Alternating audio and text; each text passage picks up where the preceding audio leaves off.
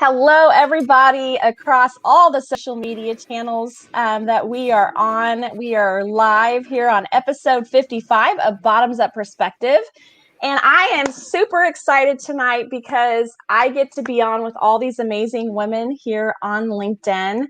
And we get to chat about gender equality and what that looks like in the workplace to each of us, and just kind of chat about that. So I'm excited. I'm going to actually have you guys introduce yourselves. We are with Bottoms Up Perspective Female. And then I've invited Lakresha on here. I'm excited to get to know her tonight through Tawana. So thank you for that, Tawana. So let's start with Lakresha. Lakresha, why don't you go ahead and introduce us and just tell us a little bit about yourself? Hello, everyone. I'm Lakresha Graham. I am an associate professor of communication at a local university here in the Kansas City metro area. I've been studying intercultural communication with a focus on identity, namely gender, race, social class, for the past 15 or so years. I also started my own consulting coaching firm called The Graham Effect, where I can take that work that I do professionally as an academic and translate it and give it to people out in the world in lots of different ways. And I'm really excited to be here. Thank you for having me. I just wanted to be sure I said that. Yay! That's so cool. Yes, we're so glad to have you. Thank you. All right, who wants to go next? I guess I could. I think most of you guys know me by now. I am Kevin's wife, Kevin Kwok's wife. That's all I need to say. No, I'm just joking. So I get to be involved with Bottoms Up Perspective, which is a community here on LinkedIn. And like I said, I love these ladies that I'm on here with. These are just a few of us. We meet once a month on Zoom. And, Bottoms Up Perspective as a whole talks about trending topics across the world. But women also get to kind of delve deeper into the things that women deal with, and the business side of things, the personal side of things. And so that has been amazing for me to get to know them. So, I also help with J29 Creative Group. My husband and I own a marketing agency. And I have done some business development and just kind of fill in whatever Kevin needs me to do as well. So ever since I've gotten plugged in with LinkedIn, it's been hard to unplug since then, which I think we've been doing this for over a year now. So hello, Jackie. Welcome, everybody. Thank you so much, Travis, you all, for dropping in. Love having you guys every single time. It's just such a pleasure. Nick, hey, Mr. Nick. Of course, Nick has to show up. He better be here and applaud his wife. All right. So thank you so much. All right, Nichole, why don't you go next since we're applauding your husband? Sure. I'm Nichole. I am an attorney. I guess I've been a practicing attorney for a decade now. But I currently work for the VA. Just trying to help veterans out, get them the best service that they can get, because they do everything for us. So I try and give back to them as best I can. But yeah, that's me, VA. Aldrich said, "Good morning, ladies. Greetings from Timbuktu," which AKA Singapore. Thank you, Aldrich. We are always glad to have you, of course. All right, Gavrielle, Darlene, who wants to introduce themselves next? I'll go. I'm Darlene Pawelkiewicz. I've been with the Bottoms Up Women's Group since October, and I, like everyone else, just absolutely love it. It is so fun coming together and learning from so many wonderful women, and just being a part of the group is great. I am married. I have 2 children, 3 grandchildren, and I am currently working as a contact tracing specialist, so I'm right in the middle of COVID, and no matter what your perspective or view is, it has been a difficult year for everyone, and I am thankful that I've been able to have a small part in at least trying to help people have some sense of normalcy and to get healthy. I guess I have to go. I am Gavrielle. And I work with numbers. And then I turn numbers into stories and to tell people and to help them gauge their financial health and also the corporate financial health. So that's a nutshell. And I've been with not only the Bottoms Up group, but also the Bottom Up Women's group. And that is the part that is really exciting. I agree with Darlene. I look forward to every month's the Zoom meeting because we have so much that we can share and learn.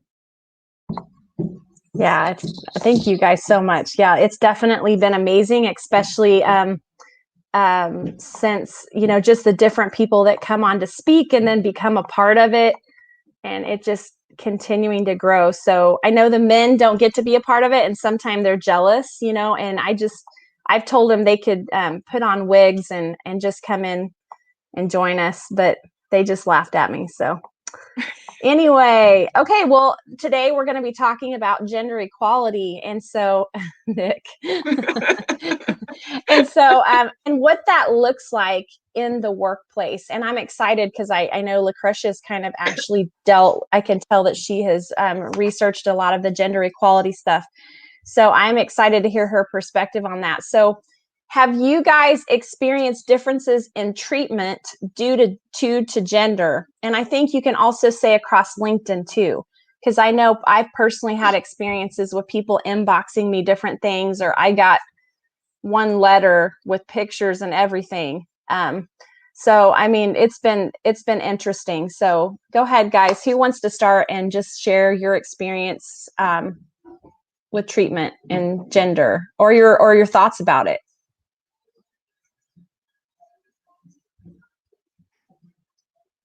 Da, da, da, da, Okay. Name that tune. No, I'm just joking. Go ahead. All right. Well, I am older than the rest of you, and I have been in the workplace for probably quite a bit.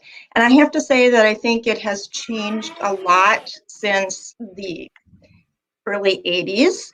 I think that there are more opportunities for women and for men as well. I mean, to the point where they've had to change some job titles.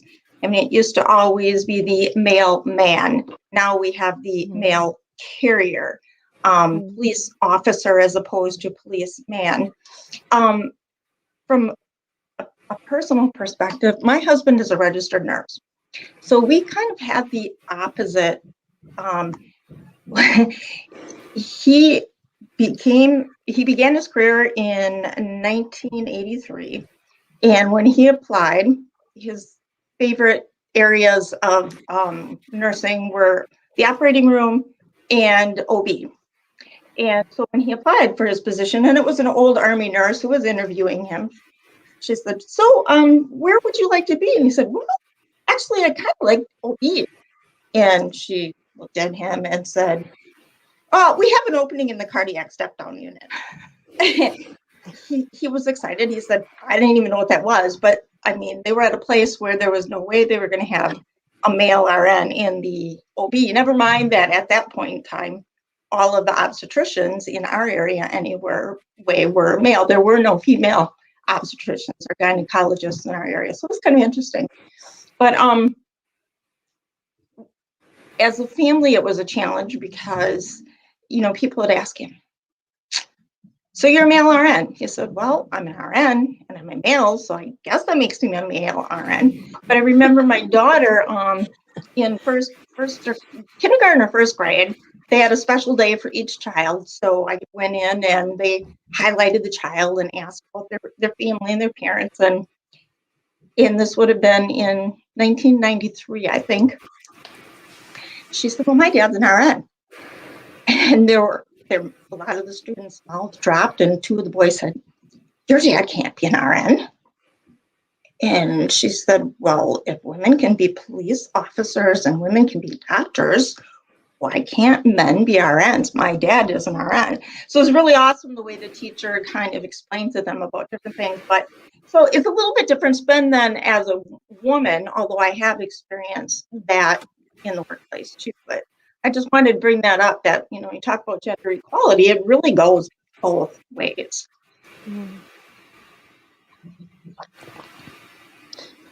I know for me personally, I can say I haven't had a lot of ill treatment. I mean, being a woman in the places that I have worked in the past, I feel like I've always been treated fairly. And if I wasn't treated fairly, it had nothing to do with being a woman, because it was a woman who was treating me bad. So, you know, and I took care of that situation. I nipped it in the butt really quickly. I felt, I mean, I'm sorry for her, but it, you know, you just can't allow people to mistreat you. But I have heard of women, especially younger women who are starting out in the workforce, and sometimes they do get stuck under a bad boss, where, you know, I heard some instances where, like, someone working, and I know that Enterprise is a wonderful company. I absolutely love it. So this was just a particular isolated situation, but where a boss was like would throw the stapler on the floor and the staples would fall out, and he would tell the girl to get down and pick it up. So there were just things like that was like inappropriate, or if something needed vacuumed, they would tell the girl in the office to go do it, instead of just doing it. And so it was things that were specifically directed toward her, where she felt this isn't right. Like, I'm not being treated right, or I'm not being treated fairly. Which those aren't a big deal, but it was also like a high pressure scenario for men and women. And so for a woman to have to, you know, you just threw it on the floor, you get down and pick it up, you know? So have you guys ever heard of any instances like that, or experienced anything like that in your life? So I had an interesting experience at my previous job. There were 8 attorneys in my branch, and 6 of whom were women. And so there were 2 men, 6 women, and a job posting came up for a position in another branch, which would have been a promotion potential. And all 8 of us applied for this job. And only the 2 men got interviews. So afterwards, you know, after the interviews happened and they picked someone, those of us who were women attorneys in the group started talking to each other. And that's when we realized that only the 2 men were offered interviews for the position, and none of the 6 ladies were. And we all had pretty similar resumes and backgrounds, had been working around the same amount of time. And the interesting thing, bringing up what you said, Jen, that it was a woman who was treating you poorly, the 2 bosses who are the top people at my previous job were women. And so it was just very shocking that it's like women putting other women down, basically. So I'm glad I'm not there anymore. But yeah, it's a very eye-opening experience, to say the least. Absolutely. And yeah, that is so strange. I don't know why.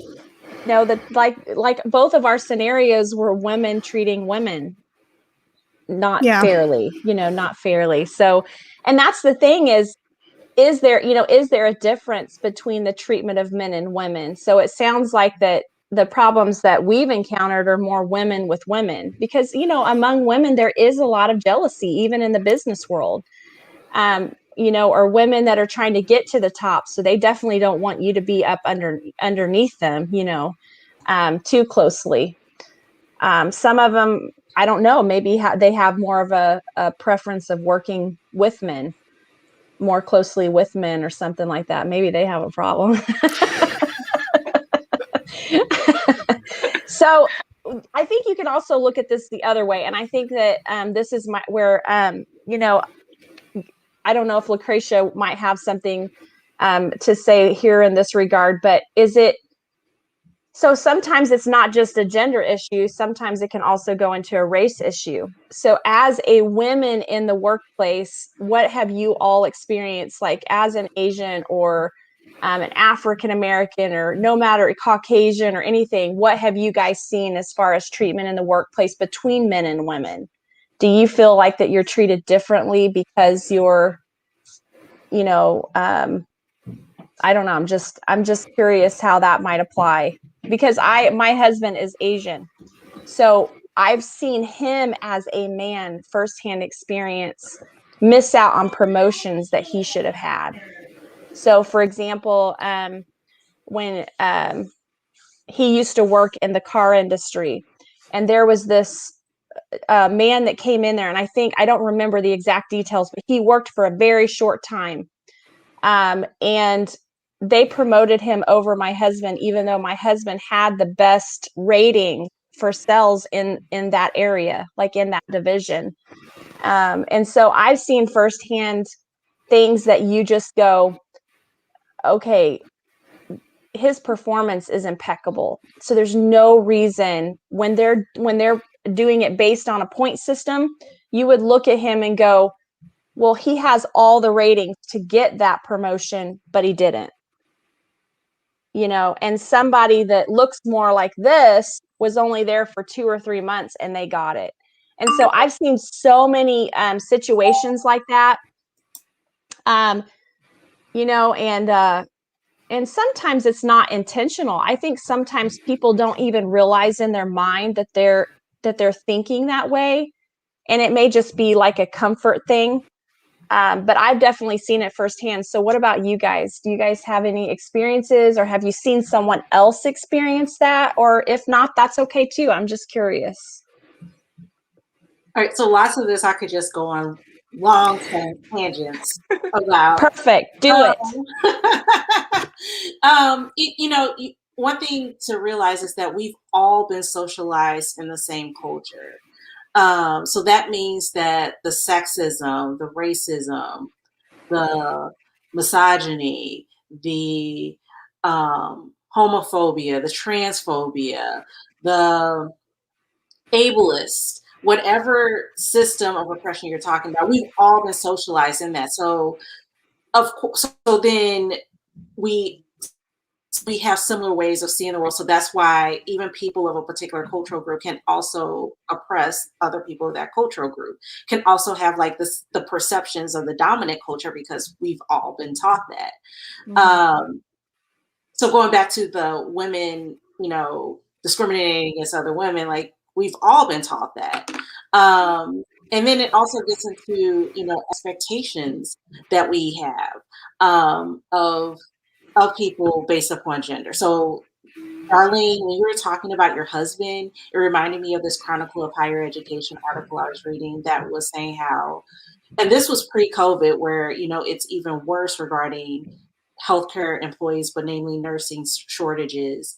But pre-COVID, it was talking about how, there's a nursing shortage. So for people who need jobs, like nursing can be a great industry, a great profession to go into. And it was talking about how like this one gentleman, he was in a job training program, and he was trying to tell men, like, you should consider nursing as a job. And they'll say, no, it's a woman's job, so I'm not going to do it, or I won't consider it. And it's like, but what do you, and then actually the person who was running the job training program went into nursing. He went, I keep telling men to do this, I should do it. And then I see it for myself, where I don't have children at all, like in no way, shape or form. I don't have bonus children. I don't have adopted children. I don't have biological children. On Mother's Day, people will tell me, I guess to not make me feel left out, say, Happy Mother's Day, like you mother your students. And I go, but I don't though. No, see, that's the problem is people have this expectation that I'm mothering my students. Now, I care about them. I want them to be successful, but I am not their mother. How do I know this? I'm not paying a tuition bill. I'm not paying for books. If all of this falls apart for them, they aren't coming back to my couch. I am not a parent. But then that gets into when you talked about issues of discrimination, bias, etc. So in higher ed, we, especially as far as faculty, spend a lot of time talking about student course surveys or teaching evaluations. And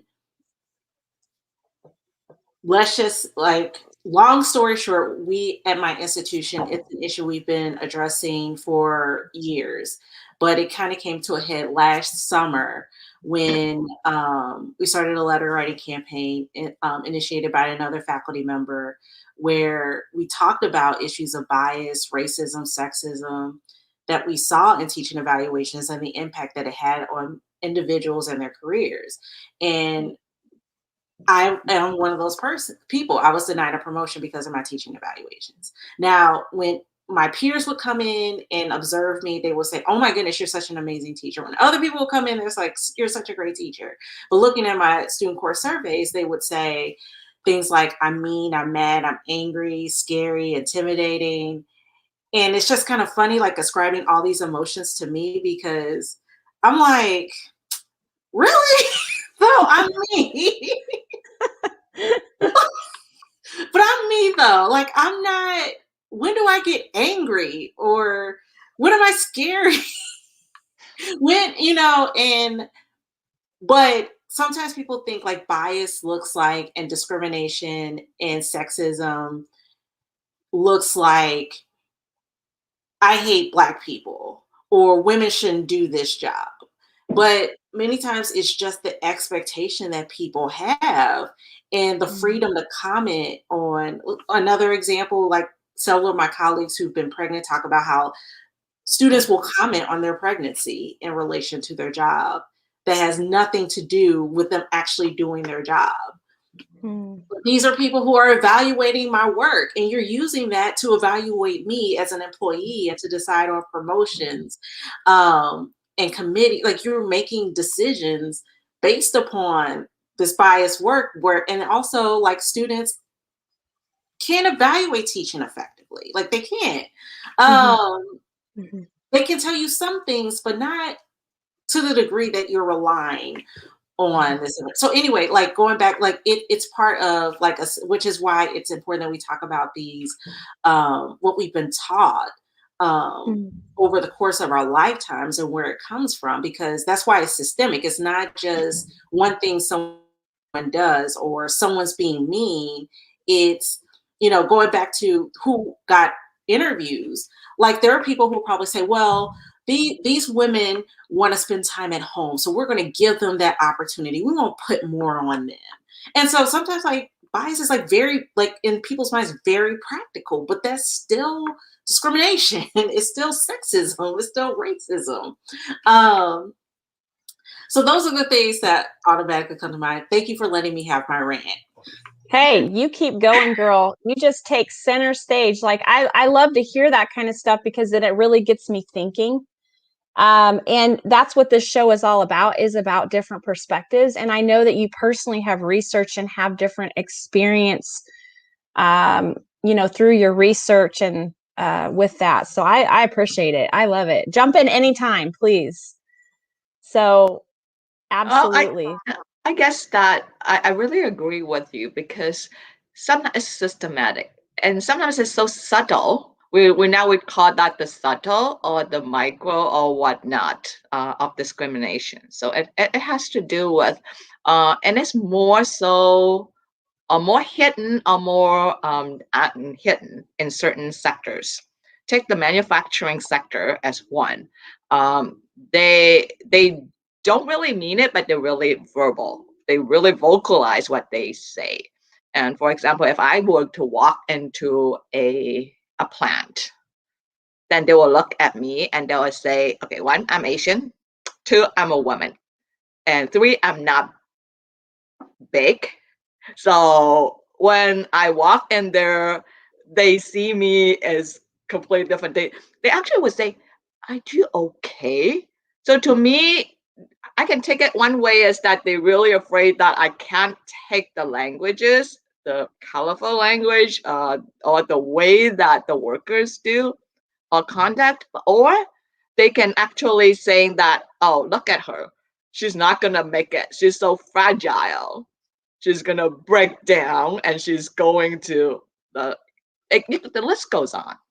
But then it depends on, and we have to take it out into the context of it, and to prove to them that, yeah, I can put my steel-toe boot on, and I can walk into the plant, and I can tell you what's going on. And once you hear me speak, then you would know that, yes, I'm not kidding you.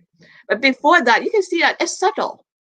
Sometimes people don't even think about it when they make that kind of comments. Just some, I'm not saying that some do not do it intentionally, some are not intentionally.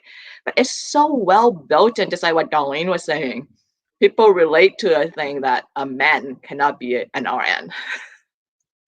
It's so built and so systematic that it's been ages, and people think that if you are a certain gender, if you're a certain race, or you're a certain size, then you're not tough enough, quote unquote, for a certain job or for a certain position. And only that when you show it to them, then they'll say, oh my gosh, I better not mess up with this person. So I think it's deeper. It's deeper than what we see as that. And going back to the same thing what Darlene was saying, when my cousin went for his education, when he went to go for an RN, try to imagine the conversation we had at home. His mom would say, my aunt would say, well, if you can do the nursing program, why can't you do the doctor program? And John got that a lot. Yeah, and he said, I don't want to be a doctor. I want to be a nurse. And that was the funniest. I find that we all were amused. Our generation, we're all amused by my aunt's comment and question, but we couldn't laugh. Because we had to respect her. But this is, I don't know. In the beginning, we thought it was an Asian thing, because the boy in the family wanted to be an RN instead of a doctor. But later on, because my aunt is really so Asian. But then from your story, Darlene, I see that is not. It's actually something deeper. You know, to your point too, the last couple of bottoms up perspectives, they were talking about, the men were talking about degrees and jobs and stuff like that. And there are reasons why people choose what they do. Like for John, his dad died when he was 3. His mom had 6 children to raise. He didn't really have a lot of money. He was a first generation college student. So first of all, he wanted to be a biology teacher, but the teaching profession at the time was really awful. So he and a good buddy of his decided, we like science, we like people, let's go be an RN. You know, and when he got into the program, he realized that he didn't want to be a doctor because he didn't want to commit the time, the extra money, and the hours, because he's a real family person, and he just felt that, and I'm not degrading doctors at all, please don't get me wrong, he just felt like he wanted to have more time available to him to invest in his family than he wanted to his work. So there are legitimate reasons for people to pick what society might deem a lower profession. And I find it ironic because many people, if you ask them, why do you want to be a physician? They say, I want to help people. I want to help patients. But physicians spend the least amount of time with patients. Yes. And the nurses know better.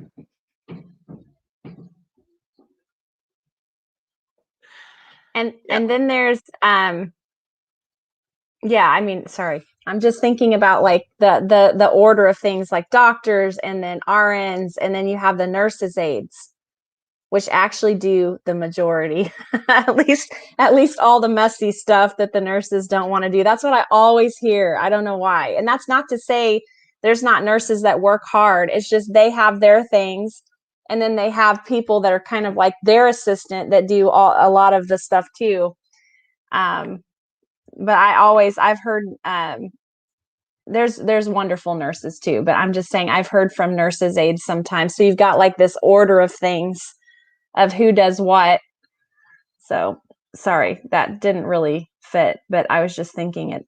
So No, I guess, and also to say whether, because kind of like our title, like East meets West or West meets East. I guess for us, this platform, we don't really have that.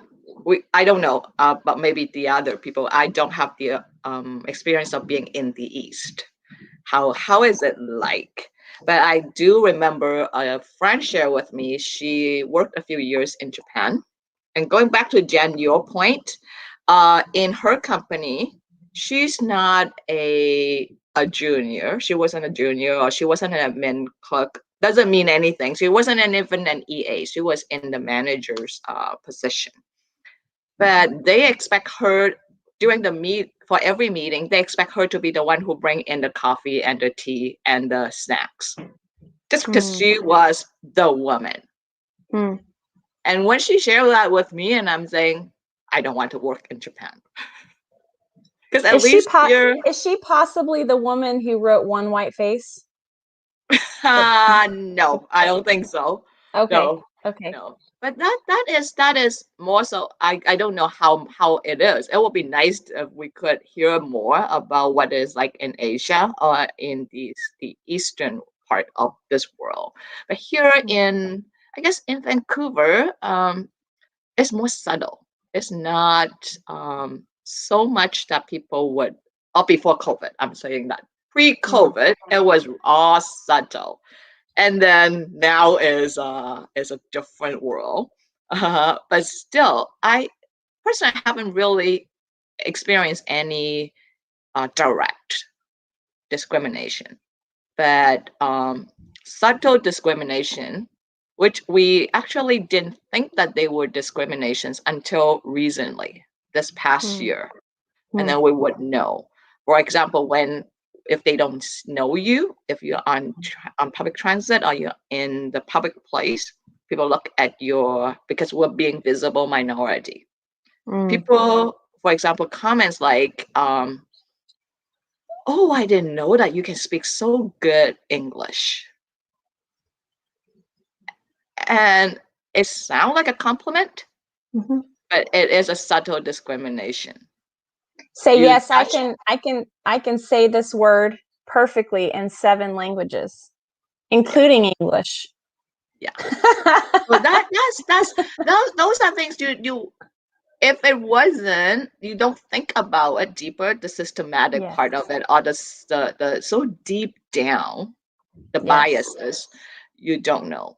And then you would see people, they talk a bit louder, or they speak louder and slower when they're talking to other people who are of colors or who are visible minorities. So these are all of that. And yeah, it's just like that what Kevin said, like how do you speak perfect English? Oh, you write really well. Your report is amazing. It's like, okay, I've been educated here. That's all I know. Excuse me. But those are subtle. But then for gender, it's the same thing. People would assume, if going back to that too, is when you interview, you're being interviewed for a job. How many times, if you are the interviewer, how many times you cross your mind? I ask myself too, between a man and a woman candidate, and you would not think about, oh, is he gonna have babies soon? But if it is a woman candidate, it does come across your mind, right? You'll say, okay, I can't ask, but I would think about it, because that will, if she comes on board, and then how long she's gonna stay before she goes on mat leave. And then it's really, and people have to even coin up a term of paternal leave, when the dad decides to take time off to take care of the baby. And when the mom takes the time off, then it's maternity leave and then paternity leave.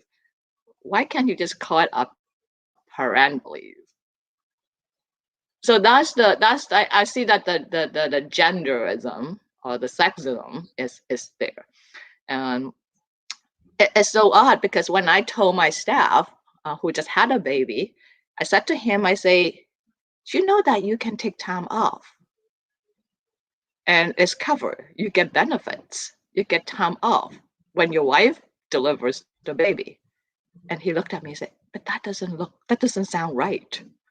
If that was, oh, I didn't know that. We can do that. I said, yeah, you can do that. There's nothing wrong, nothing stopping you from taking time off to care for the baby and your wife when your wife has a baby, because it's a parental thing. But people don't come across that. They didn't even think about it until you tell them that. So I wonder what the American men, especially here, but also the Asian men who are on here. So how do you feel about what Gavrielle is saying? Like, is that considered weak to take time off to spend with your wife and new baby? Like, would you be embarrassed to do that? Or is that something that you're like, yeah, paid time off, let's do it. Like, you don't think a second thought about it. I would love to hear your comments on that. And also, Gavrielle, I apologize, but if you don't mind, I want to go back here and read Jeremy's comment, because I feel like it kind of goes along with what you were talking about. And I was thinking this too. People judge by appearances all the time. I confess I do too, consciously or subconsciously. And that goes back to what Lakresha was talking about, that, you know, everybody is placed somewhere. Like, we're all categorized in some way by each other. Is kind of what I got from that.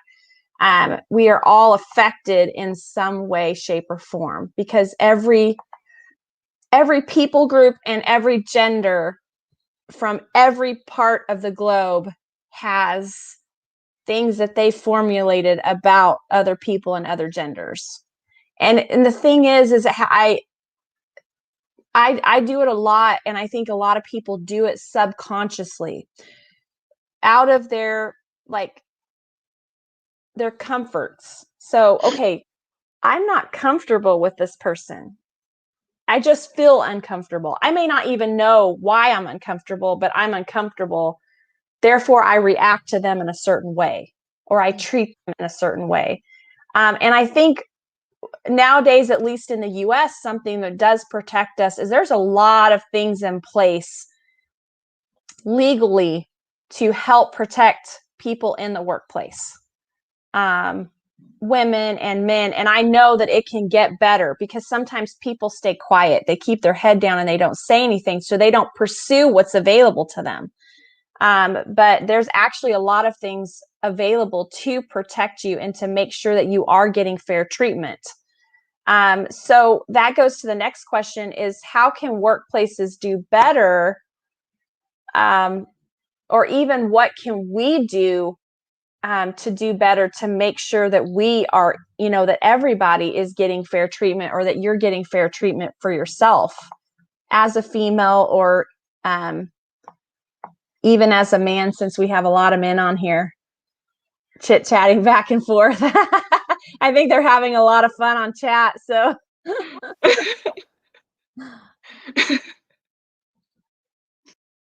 My dad always told me that at least 10 family members supported everything my mom said, and instructed him to do everything from cleaning cockroach poo and swatting mosquitoes while baby tries to sleep. All just for sharing your personal experiences there. So it sounds like your mom was kind of the more dominant one of the family, it seems. Am I right?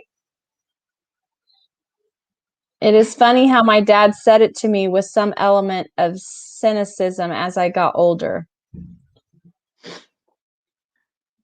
Well, your dad Audrey, your dad knows the good principle, a happy wife and a happy life. So yes, he would listen to your mom, definitely. I don't know. I have to respect a dude who would pick up cockroach poo. I've never even seen cockroach poo in my whole life. So, I mean, that's impressive to me. And protect the baby Aldrich. And so Kevin says, I feel like a lot of it starts in the home, which is true because that's where love, caring, and respect should be taught. That's where it comes from. How you treat others starts in the home a lot of times. And children see, how we treat others. And that kind of goes along with, actually, I could tell you a cute little story, and then we can kind of look at this question a little more. But my son has been super excited about his wardrobe. We need to stop raising ignorant people. That's right. So I grew up with a lot of discipline and some training, but I would have liked more training and less discipline. That way I could keep from having to get disciplined because I would be trained in what I'm supposed to do. So I believe in training your children and spending time talking to them and making sure that they understand things and the whys behind things as much as you can. So my son is super excited about his wardrobe. And I think that this is where it all starts out in the home. So he's been buying some clothes. He said, I don't care what anyone else thinks. I want my wardrobe to pop. I need it to pop. Okay. So everybody just wears this type of clothing. They all have like Nike shirts and blah. It's so boring. I need my clothes to pop. He's almost 9 years old. Cutest thing ever. So he goes between camo when he wants to do his little nature stuff. And then all of a sudden we flipped over to Japanese hip hop style. It's amazing. They're adorable. So we let him pick out a couple of his own little things, and he's super proud of them. He doesn't care what anyone else is like. I don't care what anyone else thinks. So I notice he's starting to go to school and he's feeling really confident, and like all of his friends are like, he goes, my friends are just so nice to me, and like everybody was excited. He came back from virtual school. And so, I mean, this guy is just, his chest is popping out too. He's got his popping clothes. His chest is popping out. He's feeling really good about himself. And I go, dude, hey, I am so excited that you're confident, and I want you to be confident. And but I'm noticing he's starting to get a little attitude. And I go, that's great to be confident. I want you to love yourself. I want you to be yourself fully and totally. And we support you in that. But don't forget to stop and include people who are excluded. And don't forget to say hi to people that you don't normally say hi to, that no one, if people don't care about someone and kind of push them to the side, I want you to smile at them. I want you to say hi to them. I want you to ask them how they're doing, because you might be the only person that shows them love. And that's what we're about, is loving others. I go, so feel confident, but make sure that you're, just not staying in your own little clique. Make sure that you are showing love to others. And he's like, oh, you mean like that guy, Jaden, the other Jaden? He's always by himself, and he's weird. And I go, yeah, but he could have a problem where he has social issues and he doesn't know how to socialize with other people. Does that mean he's not supposed to feel loved? Does that mean that, I said, you don't have to be best friends with everybody, but you need to be kind. And don't forget that. So he was like, he seemed to accept it and walk in there, more humble. So, be yourself and be awesome, but let's love on others. And let's remember the world is, I go, you're awesome, but you're not better than anybody else. And we've been talking about it recently, because he's like, well, why do they say this skin color is this color? And why do they say that skin color? He's like, it's not actually that, it's this, and it's this, and it's that. And I'm like, you're right. That's true. He's like, I don't know why they have to label everything and say this and that. And then my other one's 6, and he goes, we're all humans. And he said it with so much faith, and it was so simple. You're right. We are all humans. Doesn't matter what you look like. It doesn't matter if you're weird. It doesn't matter that you're the bum that sat down next to my table and you stank so bad I couldn't eat. We're all human. We all deserve fair treatment. So, which I did experience that recently. I have to remind myself to be kind. Um, I guess to build on a little bit on that, Jen, is we can be confident, but we don't have to be arrogant. Because there's a fine line between that. Confident is good, but then we as long as we become arrogant, then we cross that line. That, and yes, kindness is so easy. You just have to nod, a smile, you make somebody's day, and it doesn't do anything to you, but it means a whole lot to the other person. Absolutely. And it's so easy to go across that line and feel that you're better than someone else. Mm-hmm. And it's harder to come back once you've crossed that line and you have that pride. It's harder to step back and go, actually, we're all the same. I'm just feeling good about myself, but we're actually all the same, you know? Nick said we're all humans. Jamal Marshall would approve. Yes. I feel kids really have it. The really young ones who haven't been messed up by things, I think, in our cultures that we don't even realize affect us, they affect us. And I think that is what, like, we pick up prejudices even from our parents without even realizing it. We hear them say something, or we see them react to someone in a certain way. Or for, like you're saying, oh, a nurse has to be a girl. It can't be a man. So then you grow up thinking that way. So a lot of those things are learned from our parents. And that's my opinion. I really believe that. I've seen it happen over and over. Pop those fingers. Nick Lozano said, do you have all the infinity stones? So they're saying snap the fingers. Oh, it's a side conversation the boys have. Oh, they've said so much stuff, like some of it, I wouldn't even read it. They're crazy. They're crazy. Jamal said, you summoned me, bro. So now he's joining. Hey, Jamal, welcome. Kenneth, welcome. So glad to have you guys. You're so supportive tonight. Appreciate it. I wanted to kind of add a little bit to Gavrielle's comment and Jen's, and also kind of getting back to how can workplaces do better. Like you have both mentioned, we are all humans. We all have feelings. My dad always said different strokes for different folks. And I honestly, truly cannot remember him ever saying anything derogatory or anything about anyone else.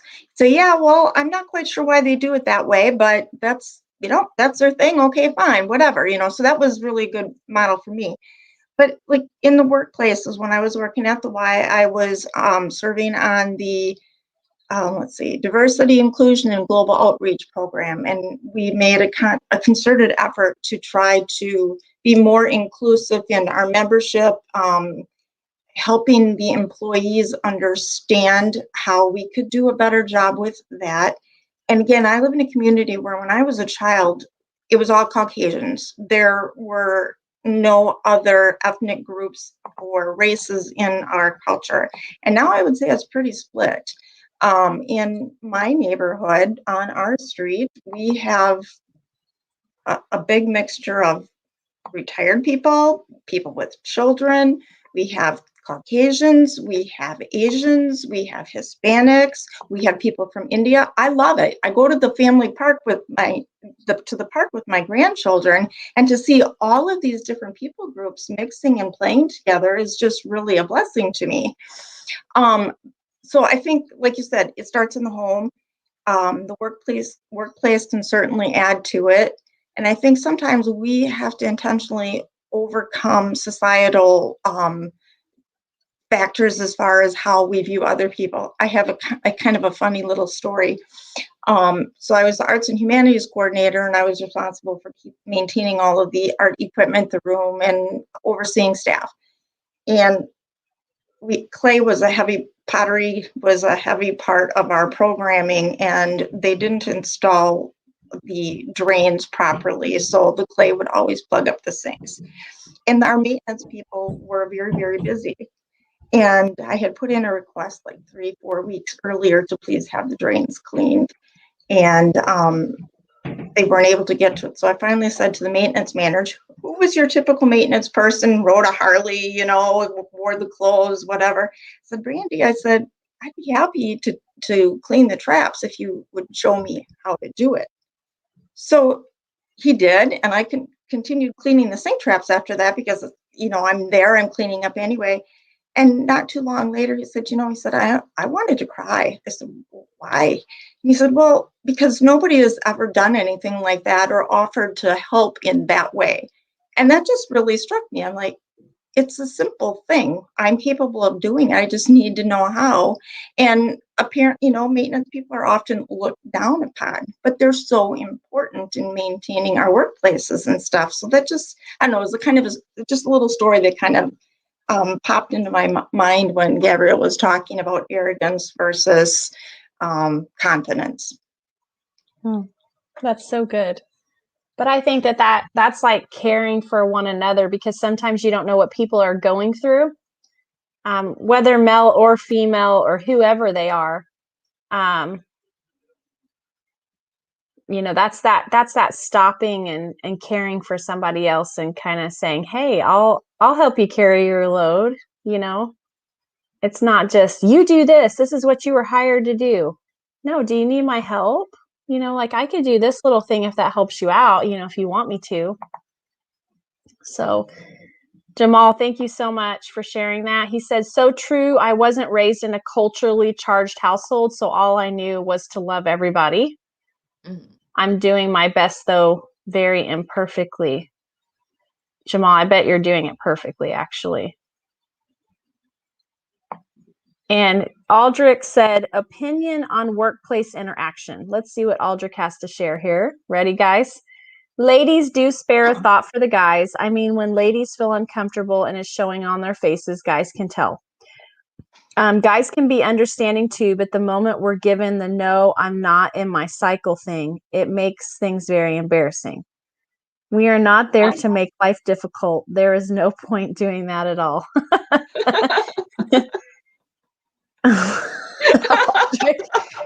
You are so funny. Okay, so what does it mean? No, I'm not on my cycle thing. So Aldrich, sometimes we just don't say that, and we don't even mean that at all. I don't think any of us, I can't speak for every lady, but I don't think we don't usually pull that trick on. So if you feel uncomfortable, there is an interpretation issue here. I would definitely say, and you ladies tell me what you think. When you approach a woman, never approach assuming that she's not okay. The best thing is always to approach it asking a question. Hey, are you feeling okay today? Never assume she's not okay. Never assume she's on her cycle. She may just have had a bad morning. So just never assume anything. Just always approach it as a question that you care, like you care. You care about her as a person. That's the best way to do it. Am I right, guys? And also, I don't know. And also how you ask too, because when you ask in a tone that you assume she's not okay, sometimes it doesn't mean that she's not okay. She can just be in a hurry. She's rushing from one place to the next place. It doesn't mean anything at all. So don't read too much into it and ask and ask properly. I do think there's a difference in like how women and men are treated in work. A man can be in a bad mood and it's just that, oh, he's in a bad mood. But if a woman is in a bad mood, oh, well, she's on her cycle, or, you know, she's a bee. You know, you can't be an aggressive, straightforward woman. You're a bitch. And like, that's what you can't, like, you never call a man a bitch. He's just being assertive and dominant and what a man should be at work. And women, you don't receive the same treatment. And so, I mean, it happens a lot. You just automatically, oh, it's your time of the month, right? Like, Yeah. Like Lakresha was saying, you know, you can be just serious, like loving your job and serious, and you may not smile the Right. whole 8 hours that you're at school, but you're just up there teaching. And I think sometimes, you know, students misunderstand teachers sometimes.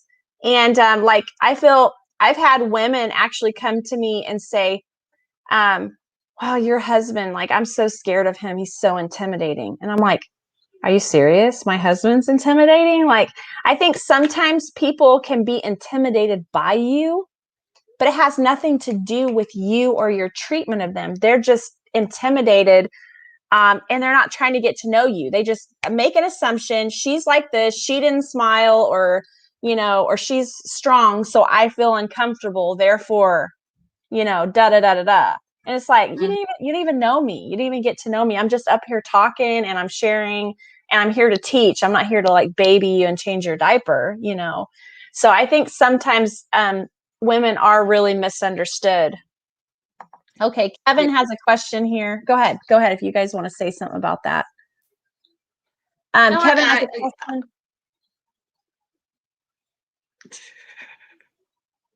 Go ahead, Jen. No, I'm just joking. Let me read the question and then you go ahead, Gavrielle. How about gender treatment on social media? Kevin said, do you ladies feel like you're treated differently across social media? Go ahead, Gabby.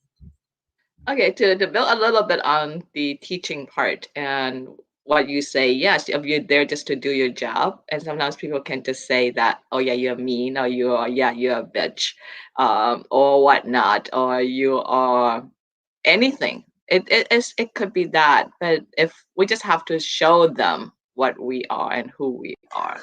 And to answer Calvin's question, do we get? I don't know about the other ladies. I don't get special treatments or treat differently on social media, or maybe I haven't run into the wrong person or people yet.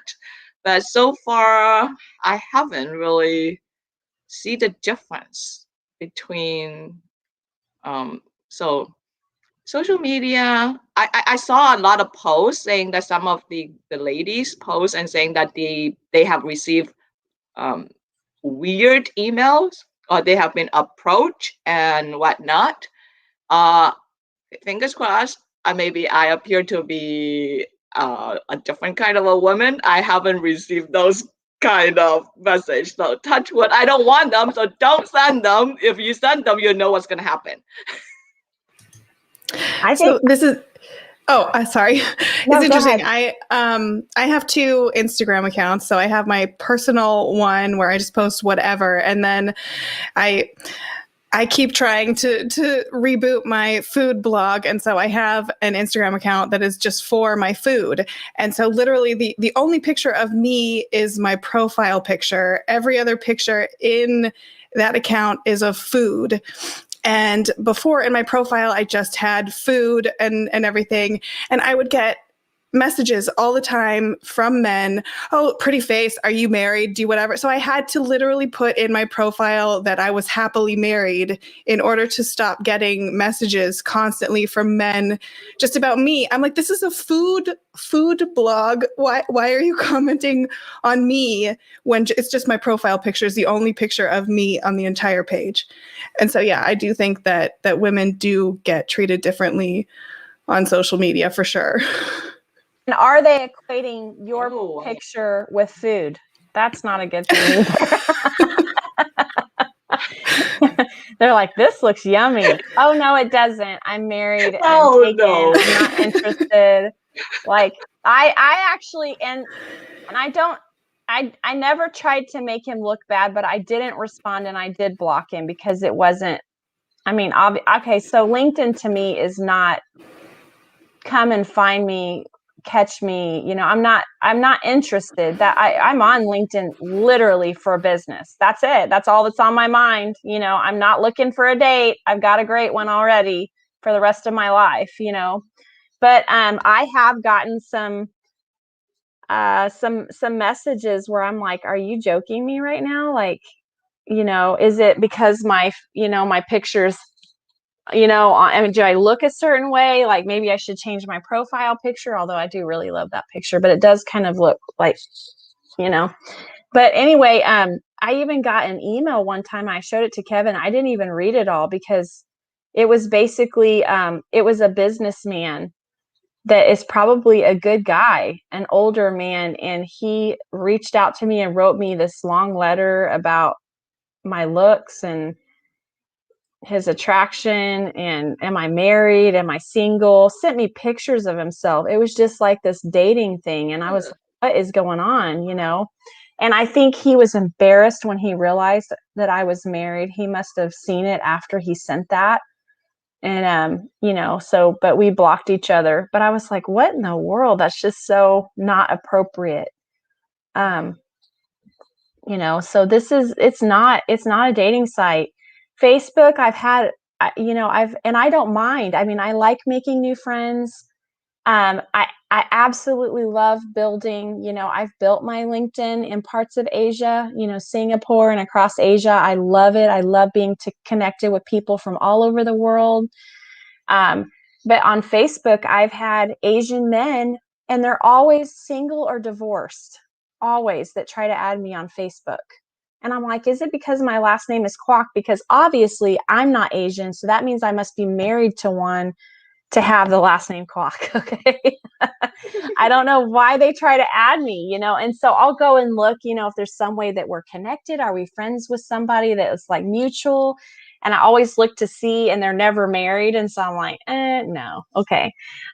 So anyway, I don't know what people are thinking, but it's kind of like there is specific apps for dating.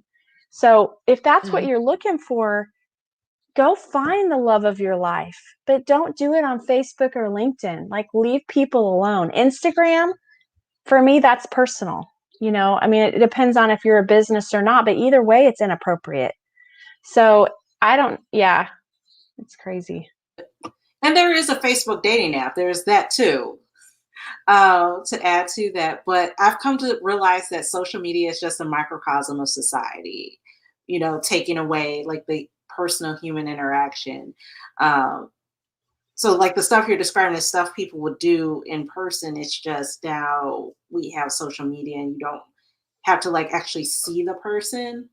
But what came to mind when I saw this question was the celebratory relationship post, where it seems as though more women post like the celebratory relationship. So it's my anniversary. It's been 5 years since we got married, and I didn't think it would be this great and wonderful. And usually like the response to that is like, congratulations.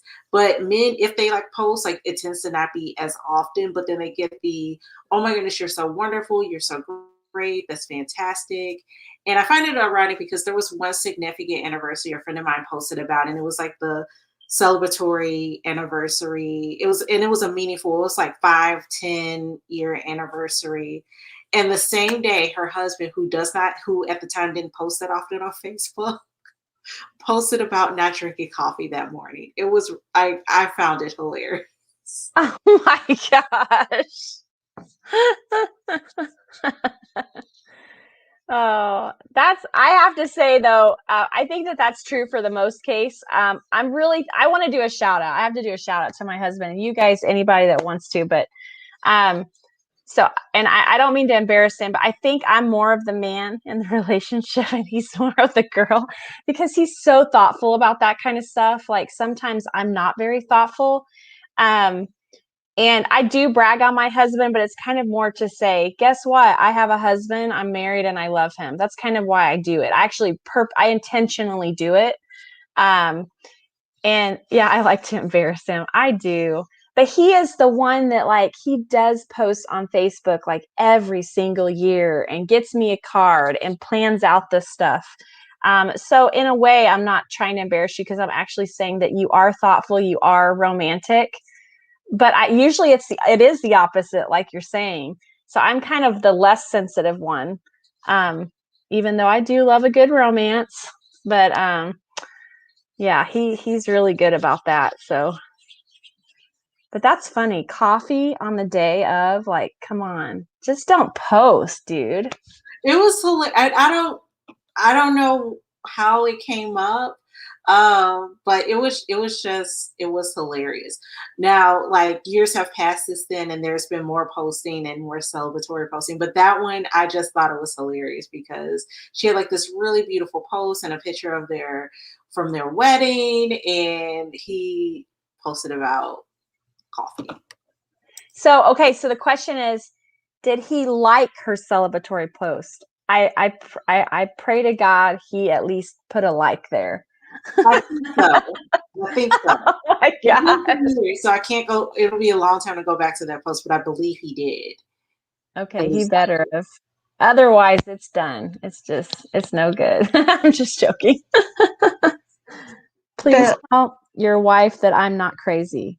No, you are okay. I don't think most people are crazy. There are the crazy ones. But honestly, don't you guys think it could go the opposite way too? Have you ever seen where girls like go crazy over guys and drive them nuts? And, there's a lot of that too. So I don't think it's all just guys against girls all the time. There's some crazy women out there. But this circle is not. This right here, guys. I've seen some men post things that women have said to them. As far as social media, I treat my Facebook account much differently than LinkedIn, but I have had a few direct messages on LinkedIn that have just kind of blown me away. I think it was on LinkedIn about 2 months when I accepted a connection request, and this guy sent direct message me, "You're adorable," and I'm like, "What? I'm adorable? Gig me, go away, leave me alone." That's not what I'm here for. And I've had a few of those. Like you said, I blocked them, but it's just like, what does that have to do with business? Or, yes, I think there's LinkedIn has become more socially different than just a business site, which I'm thankful for, because there are some people on LinkedIn that they just really make me laugh, and I think that's great. But I don't want, like you said, Jenifer, it's not a dating site. I'm very happily married. I don't want guys sending me direct messages telling me I'm adorable or cute or where do you live? Go away. I live with my husband and we're happily married. Thank you. LinkedIn is still a male-dominated platform, and you definitely see a few females take advantage of that avenue. So that is something that I've seen not a lot of, but have some. Like there is a difference. Okay, so please don't take this the wrong way, but I'm just going to be completely transparent, okay? There's a difference between the way that I got treated as skinny Jenifer and fatter Jenifer. Like, as I've matured and things have kind of like, whoop, the women do that when we don't exercise enough. Anyway, so, I'm just really open about it. I felt the difference between the way that I was looked at and treated then and now. Now I'm not treated badly now. You're just not noticed as much, as you get older and more plump. So, so if you look at even in the workplace or in different scenarios with girls that are, really trimmed and dress a certain way to get it, sometimes to get attention, they are going to be treated differently. I'm sorry. It's just, and I think for a dude, it's also an unconscious thing. But I'm just going to put that out there because I do think that definitely is a thing. Maybe not constantly, maybe not everywhere, but it is a thing. I've heard of restaurants that hire pretty girls as waitresses on purpose because it attracts certain crowds. And that's how they get their business. Oh, come on, Darlene. I have a LinkedIn chat box telling me that I am handsome. Darn it. Well, you are, Aldrich, but really. He's so funny. Goes back to No, I think those are personal messages, and they do. I don't know about, yeah, just like you, it just feels gross. It's like, don't say that. I'm not here for that. So don't say it to me. Like, I feel just so vulnerable, just don't say that. When guys compete with guys and girls compete with girls, that's okay. When funny things are exchanged between guys and girls, it can be discriminatory. Man, what a bee. Well,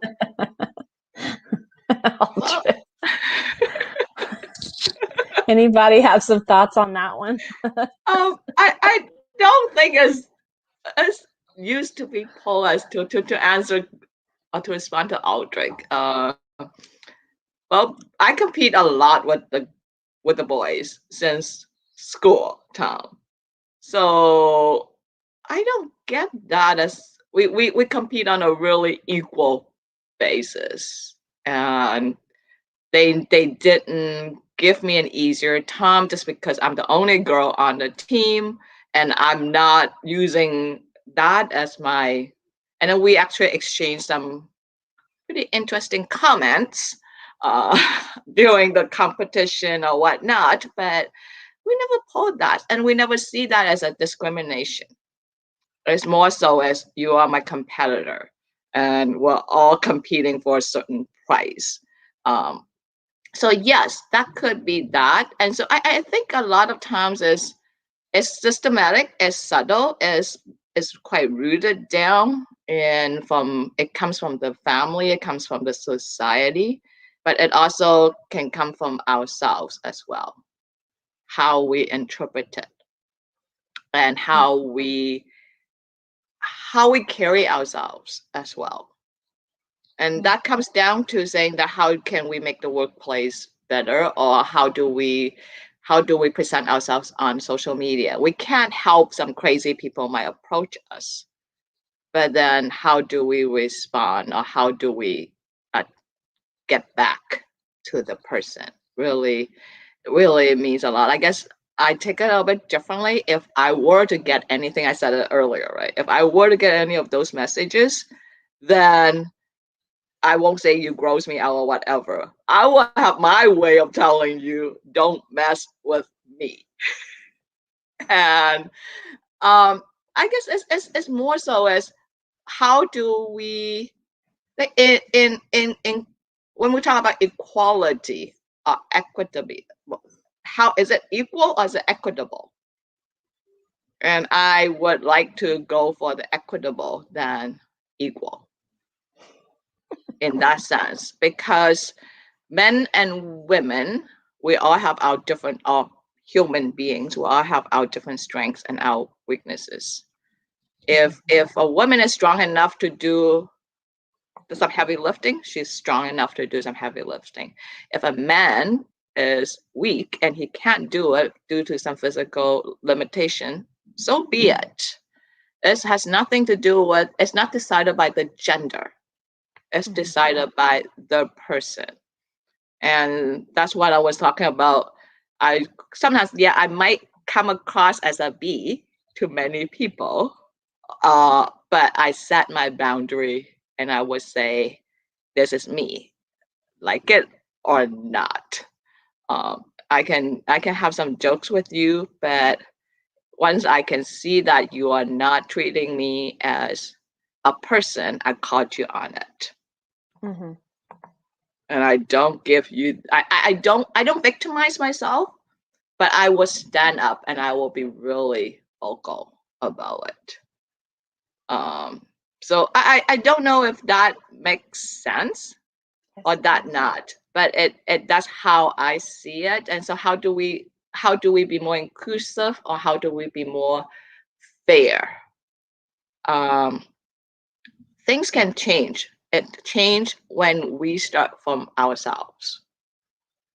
And first of all is not victimizing ourselves, not saying that because I'm a woman, because I'm Asian, because I'm this, because I'm that, but to actually take that stand first. All the changes start with ourselves, how we see ourselves. I think so too, because I think that goes back to I am human.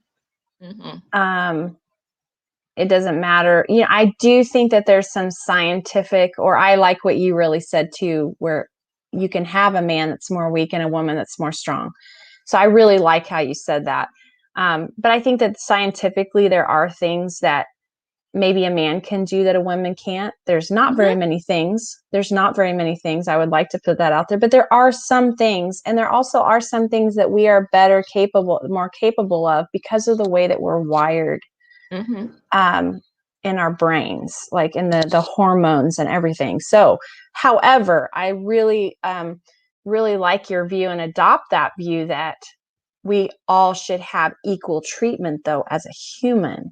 So there shouldn't be putting down of you're this or you're that, you're a woman, I'm a man, I'm dominant. It's not like that. It's mutual respect. I don't care, I don't care what skin color. I don't care what gender. I don't care what class. I don't care how much money you have or don't have. You are human and you are important, and we are all on the same level. Now, if you bring yourself down by doing something that's not right, that's morally or ethically wrong, then that's you bringing yourself down. But we are all human. And I want to go back here because Jeremy and them, they had some good things to say here. Jeremy C. said, "Oh, yes, I have seen sales managers hire ex-Singapore airline stewardesses to be salespeople. It works like a charm, literally."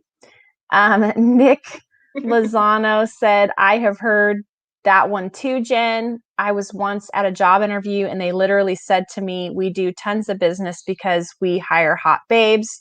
I was like, what the F?" This was a panel interview with women on the panel. And actually, now that you said that, there's not only restaurants that we know, of course, that hire women specifically with boobs and whatever, certain size or whatever. There's also also a hair cutting chain that does that on purpose, and I don't know if I would say exploit, but uses that for their benefit. Aldrich says, "I have a good story here. I have had a professor of accounting. I think she teaches advanced audit, who only wears super short skirts to lecture. She's 46 years old then. The guys do not know where to place their eyes, and the young girls are so angry with the professor because the old bee sucked away all the attention. Limelight economics at play." Well, Audrey, you all know where to put your eyes, on the board or on your textbooks. I would just look down and take notes the whole time. Then you can really hear what she's saying. Exactly. Because what do you mean by you don't know where to put your eyes? Whether on the notes or on the text or on your writing. Kevin said, "I think little girls are brought up too insecure due to society and a lot of time, Dad, even religion." What do you mean by that? I'm not sure. Due to society and a lot of time, Dad. Dad. Oh, not a lot of dad time? I don't know. Let's see what he maybe has to by say. the dad? We need him to clarify, yeah. Yeah, he needs to clarify on that one. Chatbots and dogs do not discriminate. They attack anyone they can find. Thank you, all. Thank you for that. Jeremy C., love that look on Darlene's face when Jenifer read out the air stewardess part. No, okay. That's 100% true. I mean, it is 100% true that women do sometimes use their look or just their femininity to attract attention or to make money. That is a fact. I've seen it many times. I have to say that actually men do that too. So we shouldn't discriminate them because that's true. Because nowadays you see men use their charm to make money or to get business as well. So when we say that women do that, but actually guys do that as well. So it's just to what extent do you use your resources? Let's put it this way. Absolutely. If you actually bring and you add values, who cares if you're charming or not? But if you like to use your charm, so be it. Yeah. It doesn't mean that it would add anything to And your the bad part is I think women do know their power that they have over men. And so some girls, when they're younger, some are not just tempted. They're like, they don't even care. They just use whatever they have to get what they want. Mhm. They just figure it out. Even at a young age, oh, I can manipulate. I can use this to my advantage, and I'm not saying there's a lot of great girls out there too. So I'm not trying to talk bad about women. I'm just saying I remember being young and it's like, oh my gosh, I have so much effect. I could do this or I could do that, and there was times where I was tempted to, okay, no, I better not flirt, because that's not very nice. That wouldn't be right. But I remember being tempted with that because I knew I could if I wanted to. And so it is sometimes a choice, what we choose to do with what we're given. I don't know how that sounds to you all, but I'm just being honest. Okay. I'm sorry. No, it sounds good. I mean, I've seen that too. Then it's not as, yes, it can be, especially that's why I was saying that. Yeah, how do you use what you are given? Yes. And you get some buy-ins, so you get an easier way, maybe, yes.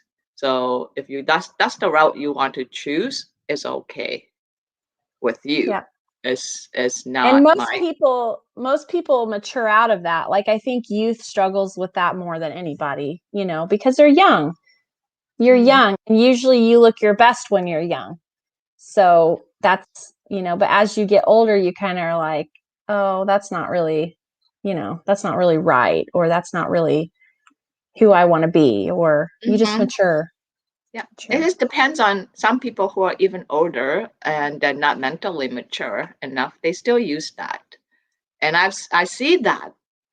I see women at work getting what they want with that, and even nowadays I still see that. They might not get promotion, or they get a change in different things, or they just get more rights or more power by that. And I do see that. So I'm not saying that it doesn't exist. I'm just saying that if that's the way that they choose, instead of showing their competence, which they can be competent as well and be charming, but if they choose to use that way to manipulate to get what they want, then it is their choice. Yes, it's a choice. And it's a choice the other way too. It's a choice for men to bite that, to, you know what I mean, to go with it, to allow it. And actually, that's a question to post. Sorry, that's a question to post for the men here, because if there are two women who bring the same or even not exactly the same value to your business, which one would you like? I want honest answers, not the right answers, guys. Which one would you rather do business with? Or which one would you be more keen to be leaning towards? So are we saying one really hot lady that they think is hot, or one lady that's actually not attractive but has a very she knows what she's doing? She doesn't have to be not attractive. She's just not using. Well, both of them can be really beautiful, but one really knows how to use her woman power to, yes. And the other one would just saying, I know I can bring, I'm not, it's not that they're not attractive. They're still attractive. And then, yeah. So yeah, put the guys on the spot now. Aldrich said basically embrace what you're given. If you're attractive, why hide it? You're right. I mean, if you're attractive, why hide it? That is something nature or nurture cannot do. Love your attractive self.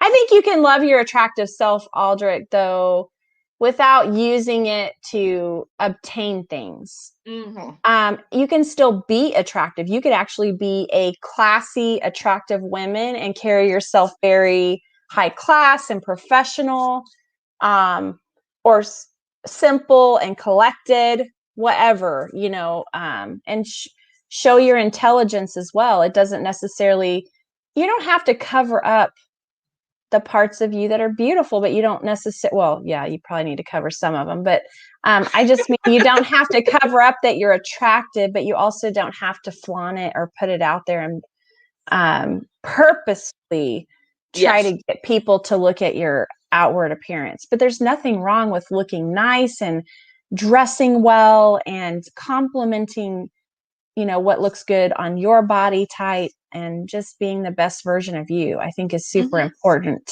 for men and women. Jeremy says sometimes being good looking works the other way. We dismiss the good looking people as competent or got their jobs due to their good looks. As such, it's better to hire the not so good looking one, ? I will tell you personally, and then I'll let you guys jump in. I will tell you personally, I do know a dude who the world sees as really good looking. And so he himself knows that a lot of the jobs he's gotten is just because of good looks.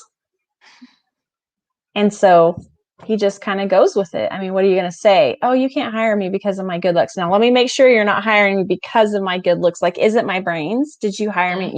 You don't say that. You just take the job. But he actually knows when he's not qualified, but he still got hired.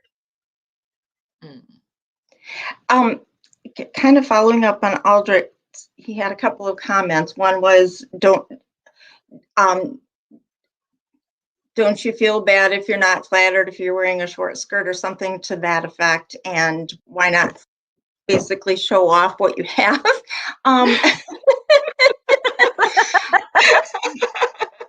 Maybe when I was younger, I might have been more insulted if somebody didn't notice the way I looked or whatever. But I'm not trying to attract anyone else's attention. Yes, I like to feel good the way I dress. I like to dress nicely. And I probably shouldn't say this, but my husband happens to think I have the cutest butt. So when I wear pants, if I'm not sure if they're too revealing or not, I will ask him, okay, John, are these okay to wear out in public, or what do you think? He said, well, if you want every time they can hear you looking at you, go ahead and wear them. But I know maybe I shouldn't be wearing those pants because that's really not the kind of attention that I want. That's just my opinion. You're just too cute, Darlene. Yeah, you do have to be Yes. Seriously, that's awesome. And that's what husbands are for. Go ahead, Lakresha. Yeah, I was gonna say, but that's like context. Like, it's different with your husband, who's your romantic partner, to talk about your physical attractiveness and talk about being physically attracted to you. If we're talking about the workplace, that's not necessarily appropriate. And then there's a difference between saying someone looks nice, or that's a good color. That's my favorite color. I saw versus like showing this and going back to when people will inbox you on LinkedIn, like that's not the place or the space for that. This isn't about romantic attraction. The purpose is, my work. And going back to the people being physically attractive, that is a form of privilege when people are physically, culturally attractive. Like, that's the other thing to keep in mind, is that physical attractiveness is rooted in culture. So there are perceptions that people have of people based upon race, based upon fitting into gender ideals, fitting into particular body types, facial expression, like lots of different things, and people are getting rewarded for it. So yeah, like physical attractiveness is a privilege. And like even the way everyone was describing, like people will get hired based upon their physical attractiveness, or people thought that they were physically attractive. There's still someone who has power that made that decision that reinforces that physical attractiveness and what matters. Yeah, absolutely. I totally agree with that. Very, very good. I'm thinking because they're writing funny things over here. Sorry. I'm getting distracted by all of this. Aldrich, I honestly prefer partners who can work. And Aldrich, is that because they're working, or is it so they're working and they'll leave you alone? Which one is it? I just say that because I know him pretty well. He's so funny. Well, awesome. Well, guys, I tell you what, this has been amazing. And I actually wanted to hear from the guys here in the last few minutes. We just have a couple minutes left here. What do they see these things changing? And I would love to hear you guys' thoughts real quick on, so something that came to my mind on this question is, I don't see things ever changing completely. I think that this is going to be a work in progress for the rest of however long the world is going on. The reason is because of human nature. The way that our brains work, I think we learn from our parents, and then also we categorize. It's just an instant reaction. Sometimes I will catch myself thinking something, I'm like, oh, well, that's not very nice. But it's just an instant reaction. And so what do you guys think about that? Do you guys see things changing? I do think it'll get better, but do you see it changing? I see it changing. Like you say, it's getting better, but is it going to a point that this would not pop up? I don't see it. I don't think in my lifetime I will see it. Because we're going back to the beginning saying this is so systematic. And it's so deeply rooted in the society, in the families, in our brain. It's getting, because we talk about it more. We bring it on the table more, kind of like the elephant in the room. We start talking about it more, so we're more aware and we're more mindful. So we will be more careful in how we process and what we do and what we say. But deep down, I think it takes a long time to wash all of that away, right? And how many generations for it to filter through for it to become, would it actually happen? I don't know. It's in a place, but I would see that on the surface, it will be better because it has been talked about, it has been brought up in all over, whichever platform, whichever mechanism people can use to talk about it. Even we are talking about it here as well. So that's my thought is, I'm with you, Jan, on that part. It's a work in progress. Absolutely. Lakresha, what do you think? I'm kind of curious. Do you see things changing? Yes, and getting better. I agree that if people want things to go away, I don't think it's going to go away, but things will adapt and change. People will adapt. They will think about why of things. So why do we have the beliefs around gender or race or social class or ability? I think it was Kevin, if I'm wrong, let me know, that said we need to stop raising ignorant children. And I thought, well, ignorant parents are going to raise ignorant children. So it's important that people educate them. Like this is in the workplace and as individuals, educate themselves, communicate with others. So talk to people.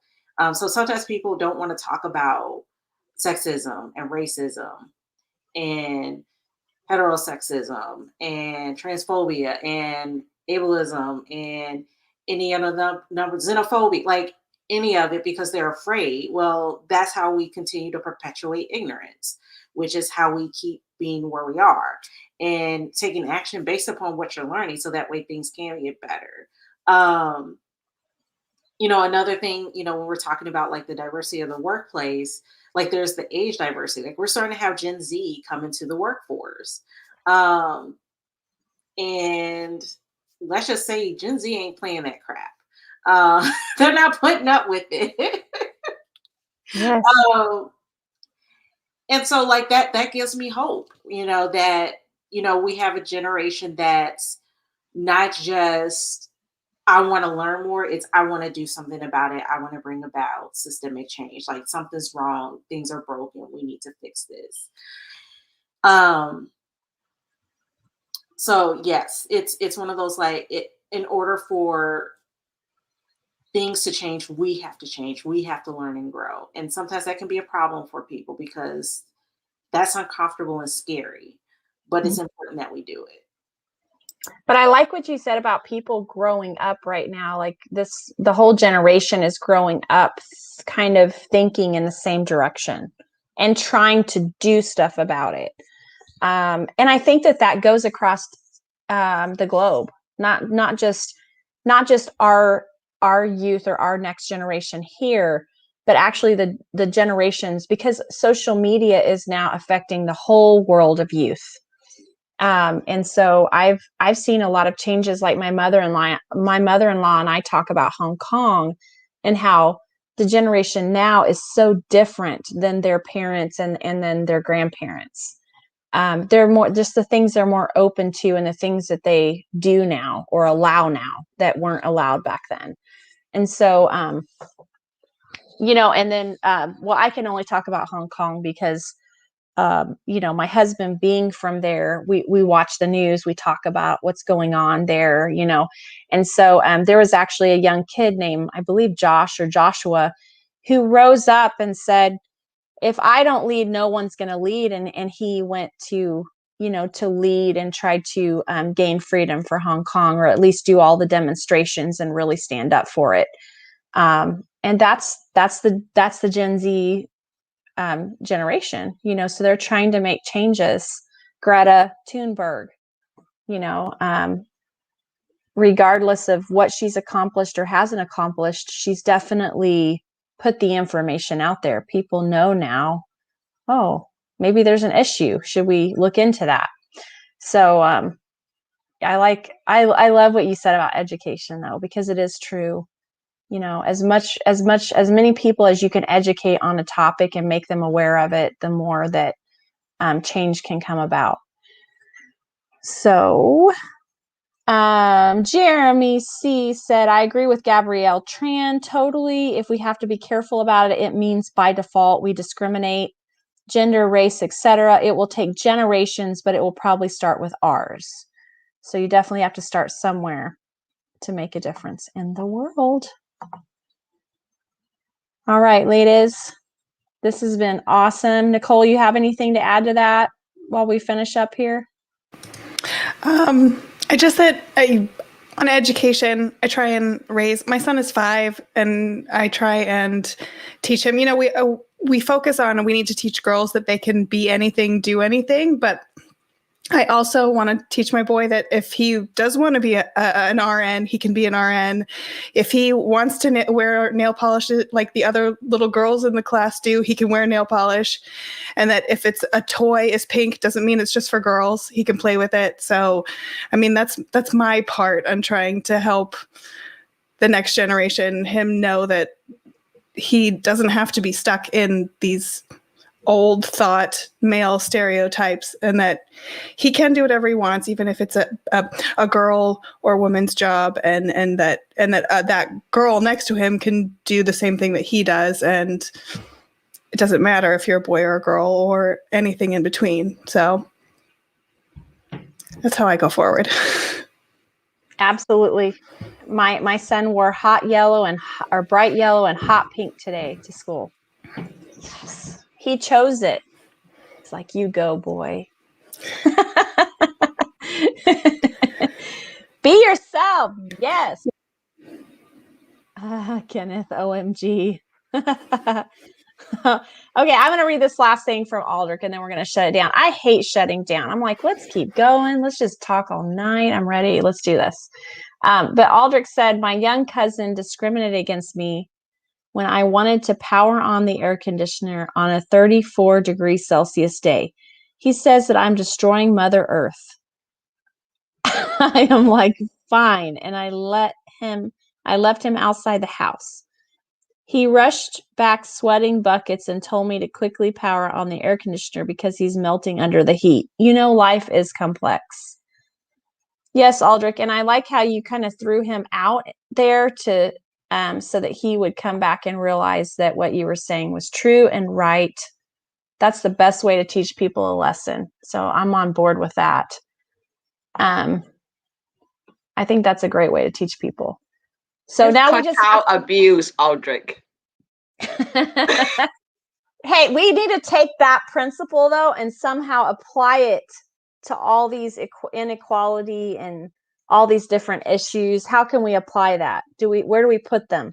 All the people that don't look at everybody as human, we need to put them somewhere and teach them a lesson. No, I'm just joking. All right, guys. Well, thank you everybody for being on here with us. You guys have been so extremely hilarious and supportive and sometimes a little weird, but we love that. We appreciate you guys. Thank you guys so much, ladies. Thank you so much for being on here with me. It has been a great conversation. We have episode 56 next week, East Meets West Retirement with Annie Lieb. So we will see you guys all next Wednesday. Bye, everybody. Bye. Thank you for having me. Bye. Thank you, Lakresha. It was nice to meet you.